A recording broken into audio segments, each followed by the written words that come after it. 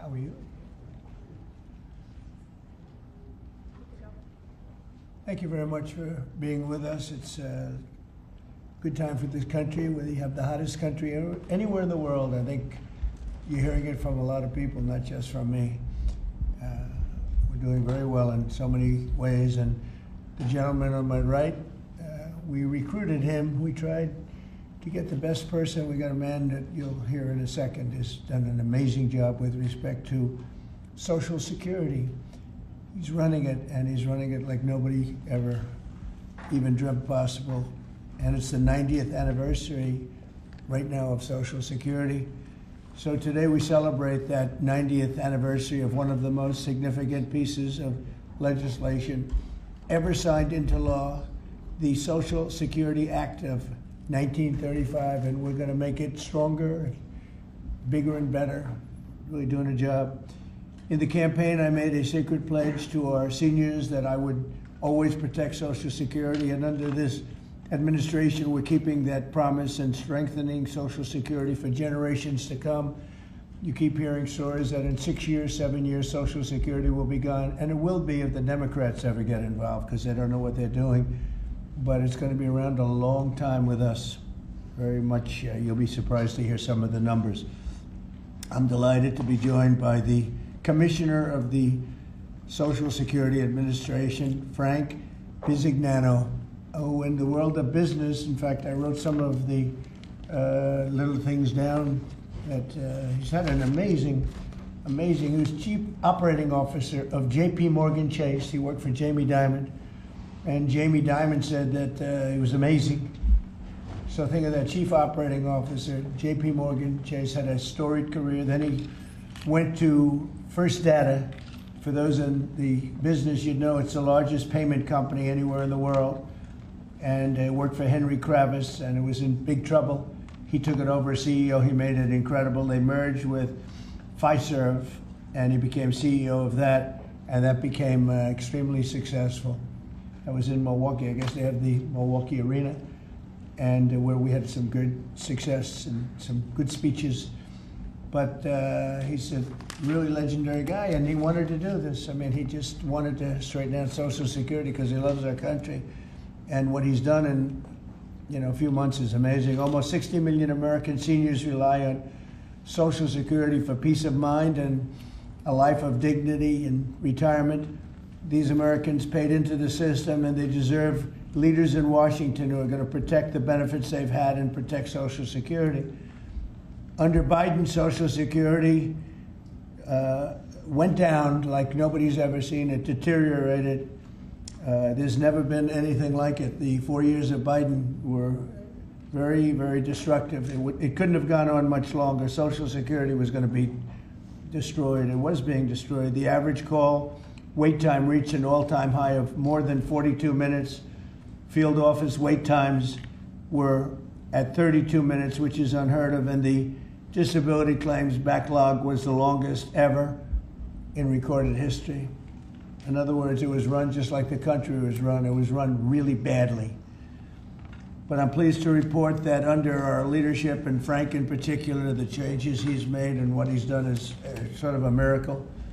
Sort of like what happened with the country as a whole. Field office wait times are now down 30% since last year, and it looks like it's going to a total record number.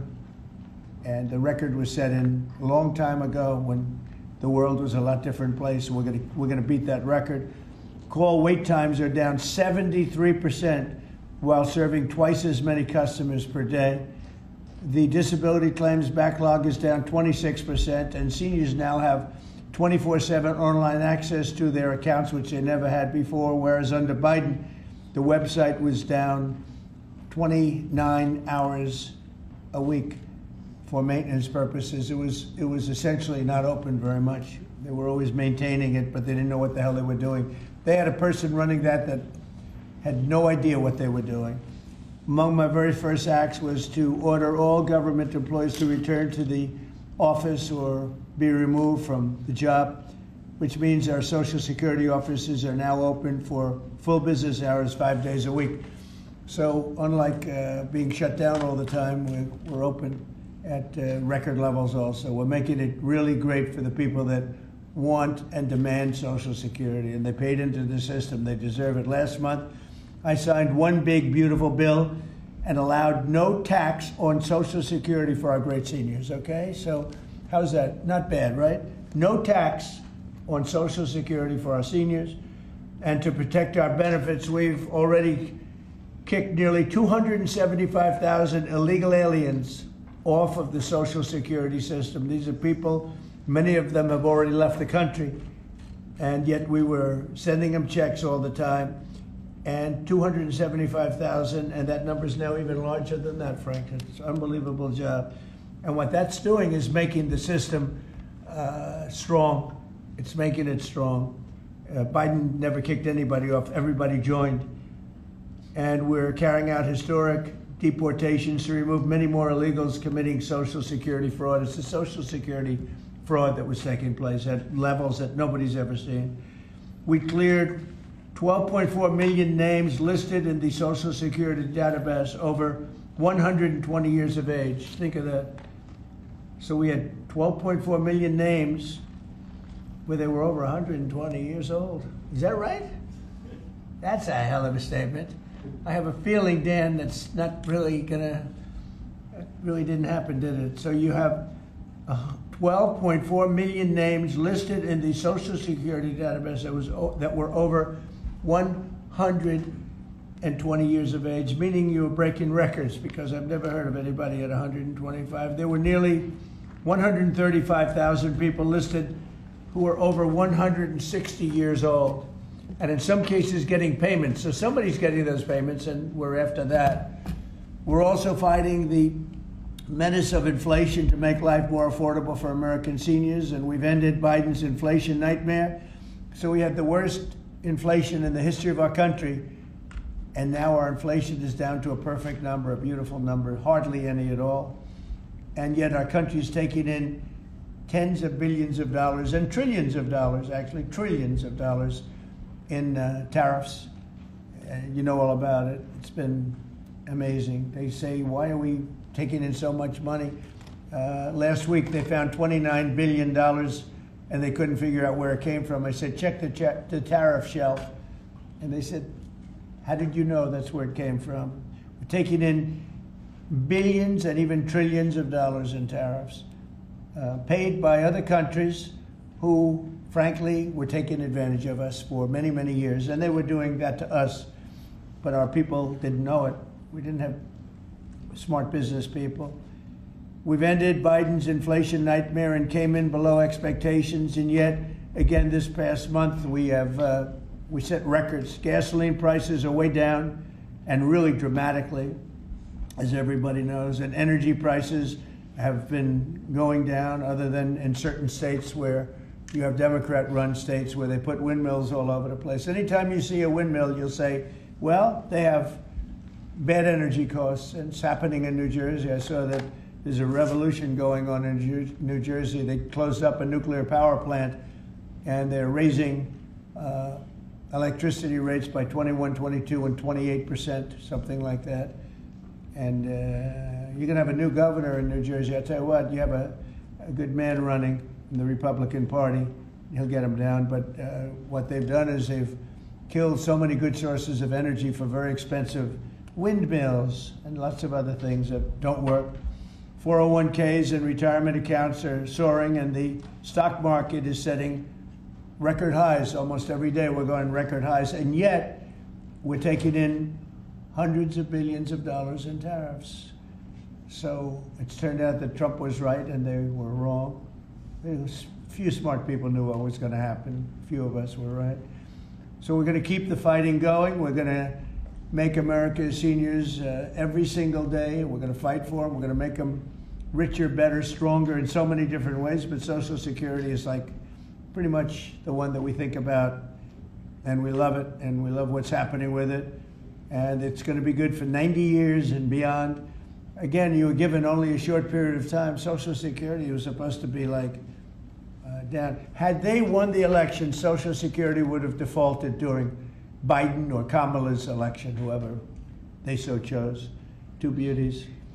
And now what I'd like to do is ask Frank to say a few words. Again, this is a man with a really storied past. He's one of the most successful anywhere in the world. What he did at J.P. Morgan Chase and what he did for Henry Kravis and all of the others are like legendary stories. And he just wanted to do this. He's making about a tiny fraction, I would say, a tiny fraction of what you used to make. But he didn't care. He wanted to do it. He made a lot of money. And he said, I want to run that system. I want to put it back on track. And he's got an unbelievable talent over there. It's like a different place. So Frank, would you say a few words, please? Sure. Thank you. There's less than 1% tiny fraction, sir. Is that what it is, less than one? That's a tiny That's fraction. an honor. It's an honor. It is an honor. And I'd like to start off by thanking the President for his tireless effort in running the country, in what he's done across the country, meeting every commitment. And, you know, I see it directly in the big, beautiful bill, the opportunity that it's brought to seniors. But his effort on every commitment, delivering against it, and delivering on world peace tirelessly. I'd like to also thank him for my opportunity. You know, he's teasing me, I'm teasing him about the economics of the job. But the reality is to serve 300 million Americans, which is what Social Security serves, is a tremendous honor. And him putting that faith in me and building what I believe, and I think I have a right to say it, is the best leadership team ever assembled in the White House and in the cabinet.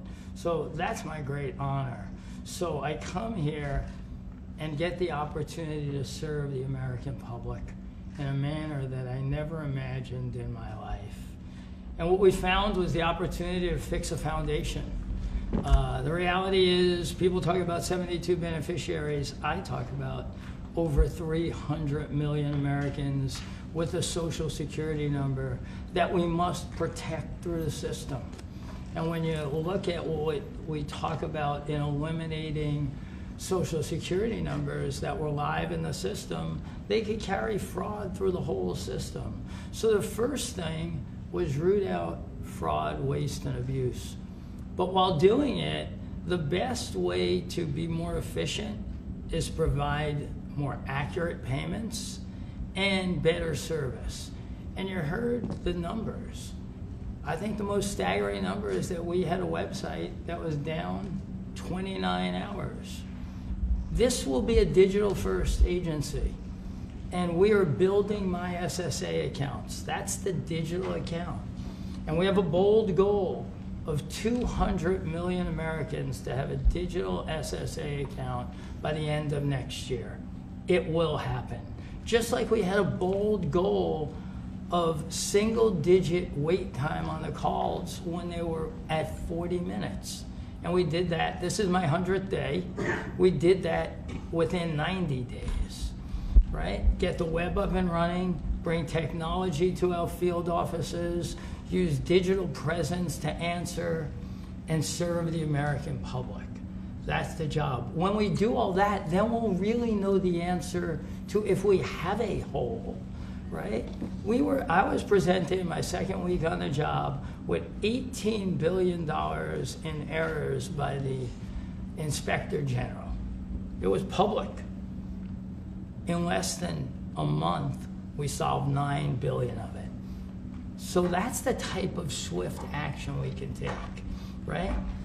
You see the things like the big, beautiful bill for the seniors.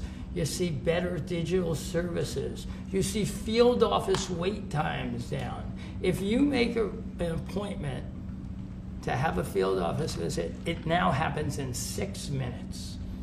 Unprecedented. We are serving more people and delivering more than was ever delivered before in a manner with the highest possible quality, and we've just begun. You should expect this to be a great digital-first agency. My commitment to make this happen is as deep as the President's commitment to make the world a great place. And you see the fabulous job happening here across America and what he's doing in the world. You should expect Social Security, just like the President. I thank him for making America great again. It's happening. Social Security will be great again. You have my commitment. Thank you, Mr. President. Thank you very much, Frank. I'm going to sign the new proclamation, please. Sir, this is a proclamation both commemorating the 90th anniversary of the Social Security Act, the signing of the Social Security Act, and also the incredible accomplishments of your administration fixing and promoting and safeguarding Social Security. And it also obviously mentions the fact that as part of the One Big Beautiful Bill, a vast majority of our senior citizens are no longer paying taxes on their Social Security benefits, as you promised in your campaign and as you delivered for the American people. That's a big factor, isn't it? Huh? Yes, sir. That's great. I think they're very happy about it, too. They're very happy about a lot of things. Good job, Frank. Thank you, sir. And Frank has brought with him some of the most talented people in business, and they were making a lot of money, but they made a lot of money. They had money they didn't have to make anymore, and they just want to do this. They want to have our country become strong and good, and that's what's happening. And we're doing that in a lot of locations, a lot of areas. You deal with some of the people that are commissioners, that are secretaries of state, secretaries of treasury and of commerce, people that were really, really successful people, and they gave all that up to make a very small amount of money. They don't even consider it a fraction. You say 1%, less than 1%. You're less. That's pretty good. That's a big pay cut. But Frank is one of the most outstanding of all. His career has been incredible, and you just have to look at what happened at J.P. Morgan Chase and look at what happened with First Data. First Data was the biggest company of its kind in the world, but it was not going to make it. He went in, and it became a tremendous success. And merged into another company, and he became the head of that company. Then he said, "Let me go save Social Security," because as big as that stuff is, it's small potatoes compared in terms of numbers, right? In terms of numbers, these are big numbers. Government numbers are big numbers. So I want to thank everybody for being here, but I'm really proud of you, Frank. And here's your proclamation, and let's take a look at what that looks like. Signed by the human hand. For a change. That's good, right? Do you have any questions for Frank? How about questions for Frank? Mr. President. For Frank? Mr. President? Yes, on Social Security. Please. First and foremost, this was a major campaign promise that you had. 2023, it was one of the first Agenda 47s that you put out. It was titled, "We Must Protect Medicare and Social Security." Why was this important for both of you to get done, and given the fact that it'll impact millions of lives?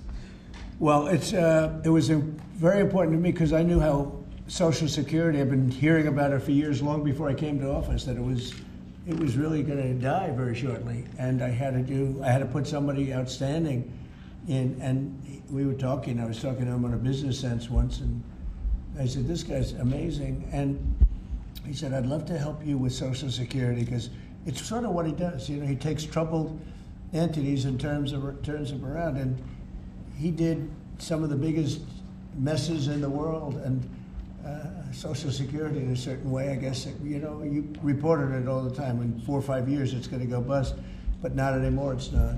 And he's got it turned around so well. The proclamation helps. All of the things we've done help. And he's finding such tremendous fraud where we have illegal aliens. We have people that don't even exist on Social Security now. They don't exist. And what it does, it makes it totally secure and powerful for the people that are on it and need it. And we're very proud of the job he's done, one of the best. Kara Castro from Lindell TV. How are you today, sir? Democrats like Bernie Sanders and Elizabeth Warren continue to peddle the lie and the claim that you're trying to cut Social Security, despite your repeated promises to protect it. Why do you think they keep pushing this misinformation and literally terrorizing the elderly in America that sadly keep watching the very misleading mainstream media? I love your question. I should have called you almost first, but I love his questions also, always. But it's such a good question. It's so vicious what they do. Elizabeth Warren said she was an Indian. We call her Pocahontas. She's a liar. She lied her whole career.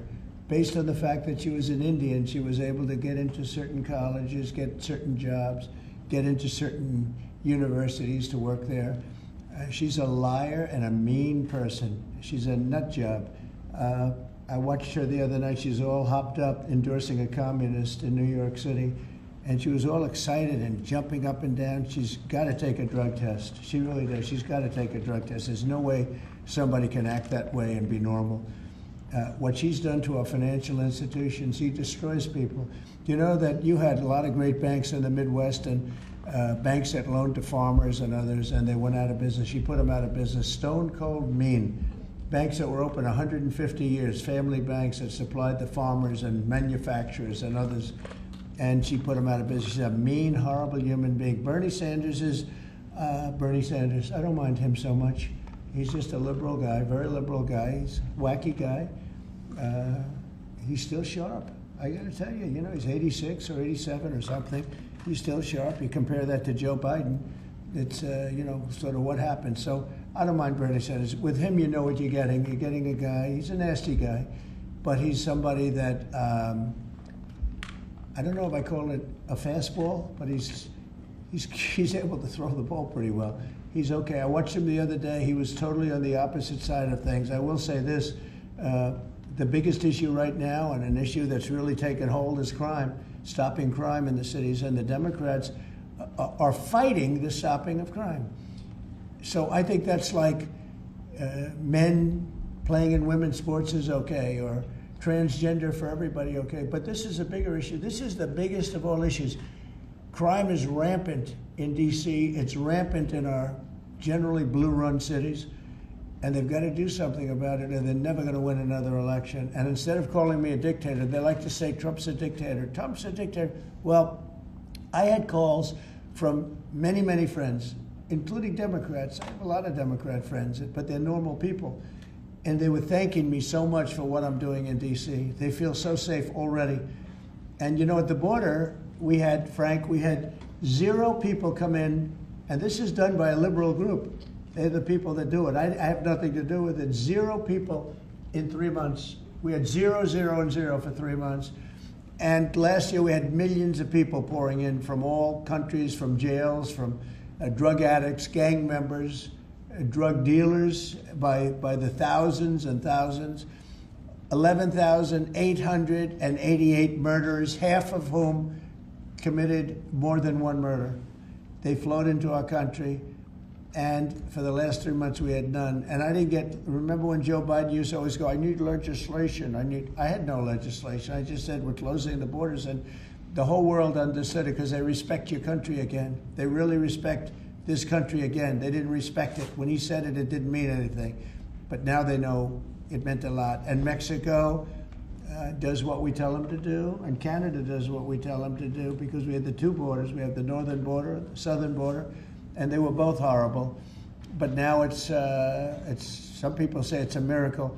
Well, what Frank has done with Social Security also is something very special. But what we're doing with crime, which will be your next question, I guess, that's because everyone's they're afraid. Half of the people here, maybe all of the people here, most of you live in D.C., you are petrified to go out. And you're liberal, and if you're liberal, you're going to have to change. You're Democrats, you're going to have to change your ways. So we will have crime under control very shortly in D.C., but they're record numbers. And sadly, what I guess the mayor did, but whoever it was, they asked the numbers to be fudged so that it would show less crime than the fact. The fact is, it's worse than it's ever been, and we will have it just like we did at the border, where the borders are totally in great shape right now, the best ever, record-setting shape. We'll have the crime situation solved in D.C. very soon. And we're also going to beautify the city. We have a beautiful city, but you can't have graffiti, and you can't have roads with potholes, and you can't have the medians, the dividers in the roads falling down on the street. We're going to be beautifying the city, making it really beautiful. We're going to be getting the criminals the hell out of here. We don't want the criminals in Washington, D.C. Mr. President, one on your Putin meeting and then one on D.C. crime. Are you prepared to offer Vladimir Putin access to rare minerals to incentivize him to end the war? We're going to see what happens with our meeting. We have a big meeting. It's going to be, I think, very important for Russia, and it's going to be very important for us, and important for us only that we're going to save a lot of lives. Look, we have, we're not paying any money, as you know, to Ukraine. We're supplying equipment. We're being paid 100% plus for that equipment by NATO. And I got NATO up from 2% to 5% of GDP. They now have billions of dollars. NATO is a very rich group of countries, and we make the best military equipment anywhere in the world by far, and they're buying our equipment, and they're paying 100% for the equipment, 100%. In fact, they owe us about $2 billion now. They're going to send a check. Another one was sent recently for $1 billion. So we're not spending any money anymore. Biden gave them $350 billion, got nothing for it. And if you look, and by the way, we also signed a rare earth deal where we get, years of rare earth to get our money back, the money we spent. But what I'm really doing this for is to save thousands of soldiers a week. You have Russian soldiers, you have Ukrainian soldiers, and then you'll have missiles dropped into various cities and towns in Ukraine. And they're losing last week they lost 7,251 people, mostly soldiers, Russian and Ukrainian soldiers. I'm doing it for that reason. We have a meeting with President Putin tomorrow. I think it's going to be a good meeting, but the more important meeting will be the second meeting that we're having. We're going to have a meeting with President Putin, President Zelensky, myself, and maybe we'll bring some of the European leaders along, maybe not. I don't know that it's going to be very important. We're going to see what happens. And I think President Putin will make peace. I think President Zelensky will make peace. We'll see if they can get along. And if they can, it'll be great. I've solved 6 wars in the last 6 months, a little more than 6 months now, and I'm very proud of it. I thought the easiest one would be this one. It's actually the most difficult. We had one war raging, as you know, for 37 years. One in the Congo with Rwanda was raging for 31 years. We solved 6 of them, made peace, not just solved them, we made peace. If you look at Pakistan and India, planes were being knocked out of the air. 6 or 7 planes came down. They were ready to go. Maybe nuclear, we solved that. I thought this would be maybe an easier one. It never made sense, this war. It would have never happened when I was president. If I were president, this war would have never happened. But millions of people have been killed. And I'm there for one reason, to see if I can solve. This was Biden's war. This isn't my war. I want to see if I can stop the killing. Yeah. The rare earths, do you plan to offer him access to that at all? We have great rare earth. We made that as payment for all of the money that we've spent so foolishly in Ukraine. We spent $350 billion. Now Europe spent $1 billion. That's a lot of money. They spent $100 billion. That's a lot of money. But we shouldn't be spending a lot more money than them, and they understand that. And I think that's maybe why we're not spending money anymore. We're not spending any money. They're paying us for everything. So people are shocked when they hear it. They don't even understand. They don't even write about it. But we're not spending money, but we are spending a lot of time trying to get the war solved. If we can get the war solved, we'll be very happy. As far as rare earth, that's very unimportant relative. I'm trying to save lives. And on DC crime, sir, on DC crime. Do you have a message for the Democrat lawmakers like Nancy Pelosi or media who are saying, after living here for many years, that there is no crime and you're trying to start a new news cycle? It's another reason why the Democrats lost the election in a landslide. They lie. It's just lie. Look, the crime is very bad. I think they'd be much better off saying, we want to help President Trump with the crime because it's an epidemic. It's a tragic situation. It's the worst it's ever been. And we want to help President Trump with the crime, as opposed to, he's a dictator. He's a dictator. People are so happy to see our military going into D.C. and getting these thugs out. As you know, we arrested a lot of people yesterday. We arrested a lot of people today. We're getting people that have arrest records that you wouldn't believe. 28 arrests, 15 arrests, brutal, brutal people. And we're going to have to do something about this cashless bail, because people shoot somebody, they kill somebody, and they're out on the street in less than an hour. Now, that's when it's all started in New York, in Chicago, Los Angeles. You take a look. If we didn't go to Los Angeles to help this incompetent governor and a mayor that doesn't know what the hell she's doing, if we didn't go to Los Angeles, you wouldn't have a big part of it burned down. The other part of it would have burned down too. You would have not had, I don't think you would have been able to have the Olympics. We have the Olympics. I have a lot at stake with that because I'm the one that got the Olympics. I got it in my first term, and I was saddened because I got it for what would be my third term, okay, which turned out to be second term. And the Olympics, it's a great honor, but I felt badly because I said I won't be president when the Olympics came. Well, through circumstance, I am president. I want to make sure the Olympics is great, the World Cup is great, and the 250, maybe the most important of all, is the 250-year celebration is great. So what's happening is we will work very hard. You would not have had, I don't believe that if I didn't send in the troops, I don't think you would have had Los Angeles in condition to have the Olympics. I think you would have had to tell them, I'm sorry, you're going to have to go someplace else.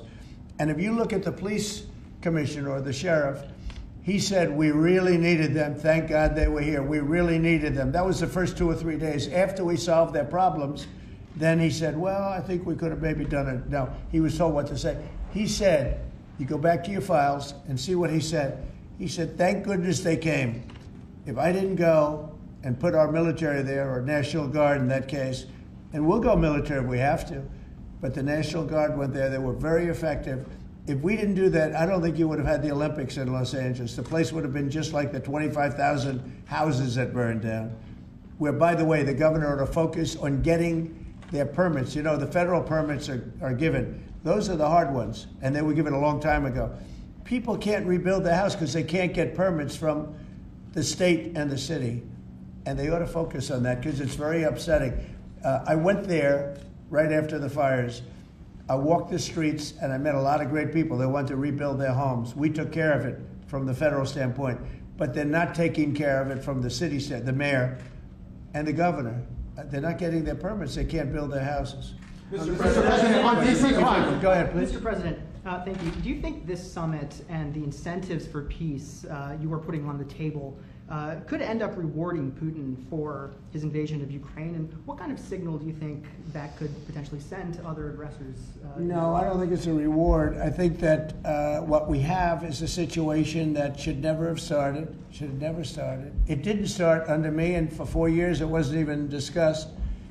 And I could see it was going to happen after I left. I could see what was happening. Everything that we did was wrong. Everything that was done was wrong. Everybody's to blame. Putin's to blame. They're all to blame. This is a war that would have never happened. Mr. President, on DC crime, sir. The other question on LA, Mr. President, earlier today, the Washington, D.C. police chief issued an executive order allowing Metropolitan police officers conducting traffic stops to notify federal immigration and customs enforcement about undocumented immigrants that they encounter. Yet the city has a long-standing pro-immigration policy, including allowing non-citizens to vote in local elections. Which is ridiculous. And limiting cooperation with federal immigration agencies. Right. Did your administration pressure the D.C. police chief to review and repeal these policies? And will you require other cities to roll back similar policies to avoid possible federal takeover of local law enforcement? So what you're saying is that it was a very positive thing. When they stop people, they find they're illegal, they report them, they give them to us, etc. That's a very positive thing. I have heard that. It just happened. That's a great step. That's a great step if they're doing that. Yeah, I think that's going to happen all over the country. We want to stop crime. I think if the Democrats aren't strong on this issue, they won't be able to do it. I think this is a bigger issue than all of the other ridiculous things that they, like open borders. Well, open borders is bad. Open borders has caused a lot of this problem, allowing millions and millions. I think 24 million people were allowed to come into our country. Many of these people from prisons, from jails, from mental institutions. This was the Biden policy. And I don't believe it was him. He was never there before. It was the people that encircled this very beautiful desk, the Resolute desk. Radical left lunatics who were smart, but radical left. And I'm very happy to hear what you just said, because I've heard that. And Mr. President, on LA, if I may, the mother of a 15-year-old California boy was briefly detained at gunpoint in a case of mistaken identity. The LAUSD superintendent says that surveillance video shows armed agents wearing police and border patrol insignia. Given the National Guard, the Border Control, ICE agents, they're not trained in local policing. What specific steps are you taking to ensure that young people are not put in harm's way with these types of operations? Yeah, what they are trained in is common sense, and they're very tough people. And they have great common sense, and they are highly trained. I heard the mayor of L.A. was saying, oh, they're not trained this way. I heard this character from, where was he from? They talk about him as a candidate. He's got no chance. The governor of Maryland, I watched him this morning saying that the governor of Maryland, yeah, they say maybe he'll be a president. He's not presidential timber at all. But I heard him today talking about how the National Guard or the military is not trained in police, but they're trained in common sense, and they're trained in not allowing people to burn down buildings and bomb buildings and shoot people and all of the things. They've done a great job. Again, if we didn't send them, and very importantly, if we didn't send them into Los Angeles, the rest of Los Angeles would have been burned down to the ground. When you look at Minneapolis, I sent them into Minneapolis because the governor wouldn't make the call. If I didn't do that, you wouldn't have a Minneapolis. It wouldn't be, I don't think it would be existent today. You remember the famous scene burning over the CNN anchor's shoulder? He said, everything seems to be very peaceful. And behind him, the whole city's burning down. So you had the whack job governor who ran for vice president and made a fool out of himself. You would have had, I saved that city, I'll tell you, I saved that city. So the bottom line is these are very tough people that are trained in a thing called common sense, and they're also trained in doing what we're talking about right now. And you watch crime stop, but you wouldn't have Los Angeles, it wouldn't be existent today. We would have had to cancel the Olympics if I let that go on. Mr. President, will you pressure Israel to allow journalists into Gaza to cover the humanitarian efforts the U.S. is pursuing? And I'd like to see that happen, Joe. Would you pressure? I would like to see it happen. I would be very fine with journalists going in. It's a very dangerous position to be in, as you know, if you're a journalist, but I would like to see it. And on tariffs, Brazil, Mexico, and Latin America are getting closer to China, and they say it's partly because of the tariffs you're imposing those countries. Are you concerned them getting closer to China? No, not at all. I'm not concerned at all. They can do what they want. None of them are doing very well, and what we're doing in terms of economics, we're blowing everyone away, including China. We're doing better than any other country in the world right now. Brazil has been a horrible trading partner in terms of tariffs. As you know, they charge us tremendous tariffs, far, far more than we were charging them. We weren't charging anything, essentially. And Brazil has some very bad laws happening where they took a president and they put him in jail, or they're trying to jail him. And I happen to know the man, and I will tell you, I'm pretty good at people. I think he's an honest man. I think what they've done, this is really a political execution that they're trying to do with Bolsonaro. I think that's terrible. But they also treated us very badly as trading partners for many, many years. One of the worst countries on earth for that. They charged tremendous tariffs, and they made it very difficult to do anything. So now they're being charged 50% tariffs, and they're not happy, but that's the way it goes. Mr. President, on DC crime, sir, on DC crime, are you concerned at all that some federal officers that are helping DC police might be being pulled away from other high priority assignments? Like what? Like what? Terrorism, for example. Oh, really? Terrorism? They'll stop terrorism as part of what they're doing right now. No. The soldiers that we have, first of all, we have plenty of them, long beyond what that you have here. We're just using a very small force. You know, in Washington, D.C., they have thousands of police. They have a lot of police, but the police weren't allowed to do their job. We have a lot of great ones, and you have some that weren't so good, to be honest, but they weren't allowed to do their job. But now they are allowed to do their job, and essentially it's only 2 days, but you look at the numbers already, they're dropping. And no, they're not being pulled off for anything. Mr. President, as you know, there were some very concerning reports about crime statistics.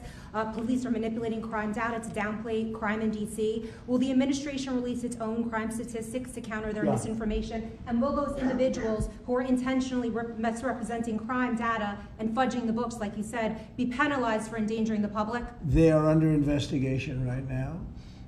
They are giving us phony crime stats, just like they gave other stats in the financial world, but they're phony crime stats. And Washington, D.C. is at its worst point, and it will soon be at its best point. You're going to have a very safe, you're going to have a crime-free city. I mean, I say that. You're going to have virtually a crime-free city. And these are strong men, but the criminals are strong men and women, but they're strong men. And These are people that don't play games. We're not playing games. These are criminals we're dealing with. And they treated people. They took one of the people that worked for us the other day. You saw the beating, the pounding, 10 against 1. And they pounded the hell out of him. He's lucky to be alive. He's barely, almost killed. And we're not going to have that happening, please. Tulsi Gabbard declassified more documents last night related to the Russiagate Good. hoax. She's doing a great job, by the way. That was another fake story. I'm very happy with the job she's doing. That's right. They declassified some terrible documents talking about Democrats and what they did. Yeah. Radical left lunatics. It showed that then DNI James Clapper sent out emails to IC officials saying that it would be a team sport to push then the debunked 2017 ICA report, and that it might need them to compromise on their normal modalities. What's your reaction to the latest declassification, and in your view, sir, what does real accountability look like for the players It's involved? incredible what we're finding. Absolute proof of guilt. And we'll see what happens. But Clapper and Comey and that whole group of criminals, they're criminals. And they made it very tough. You know, they did the fake Russia witch hunt that lasted for 2 years. And I got totally exonerated. There was no doubt about it. They should have done it in 1 day, not 2 years. But it was a whole scheme to try and demean Trump so that I couldn't win an election. And that is a criminal group of people. They're sick people, and they're criminals, and they should be taken care of. Mr. President. Does Putin have a strong hand tomorrow? Well, he came to our country, and I heard CNN fake news talking about that was a big win for him. Normally, you would say the opposite, but they said, oh, it's a big win that he came here. Normally, we would say the opposite, he came here. I think that President Putin would like to see a deal. I think if I weren't president, he would take over all of Ukraine. It's a war that should have never happened. If I weren't president, in my opinion, he would much rather take over all of Ukraine. But I am president, and he's not going to mess around with me. Mr. President, on Russia, Mr. President, would you support or agree to reducing NATO troops in Europe, in countries like Poland, in order to get Russia to agree to a peace deal? That hasn't been put before me, and I'll think about that for later, but it has not been put before me. Go ahead. Is anything less than an unconditional and immediate ceasefire a victory for the U.S.? Tomorrow? Yes. Well, tomorrow we'll see. I say, I don't know where that comes from. It's sort of not a good question. I would say that tomorrow, all I want to do is set the table for the next meeting, which should happen shortly. I'd like to see it happen very quickly, very shortly after this meeting. I'd like to see it actually happen maybe in Alaska, where we just stay because it's so much easier. But I think that it's going to be very interesting. We're going to find out where everybody stands, and I'll know within the first 2 minutes, 3 minutes, 4 minutes, or 5 minutes, like we tend to find out whether or not we're going to have a good meeting or a bad meeting. And if it's a bad meeting, it'll end very quickly. And if it's a good meeting, we're going to end up getting peace in the pretty near future. Okay? How about one more? Thank you, Mr. President. On the Smithsonian, I know that your administration is seeking to weed out a lot of this left-wing spin that's in the museums, but we're seeing from people like Brian Stelter or other commentators that they're insinuating that you are trying to change history according to your narrative. What's your response to that, and is there anything you particularly like to do? Well, we want the museums to treat our country fairly. We want the museums to talk about the history of our country in a fair manner, not in a woke manner or in a racist manner, which is what many of them, not all of them, but many of them are doing. Our museums have an obligation to represent what happened in our country over the years, good and bad, but what happened over the years in an accurate way. Thank you very much, everybody. Thank you, press. Thank you, press. Thank you. Thanks, guys. Head it out right here. Thank you, press. Thanks, guys. Head out right this way. Right this way. Thanks, guys. Keep coming. You see the video of the sandwich thrown at the officer? Thanks, guys. Thank you, press. Thank you very much. Thanks, guys. Thank you, press. Let's go. Let's go. Thank you, press. Thank you. Thank you. Keep coming. Here, I'll let you go right here. You can go. Okay. Thank you. Thank you, fellas. Hope you made it look good today, fellas.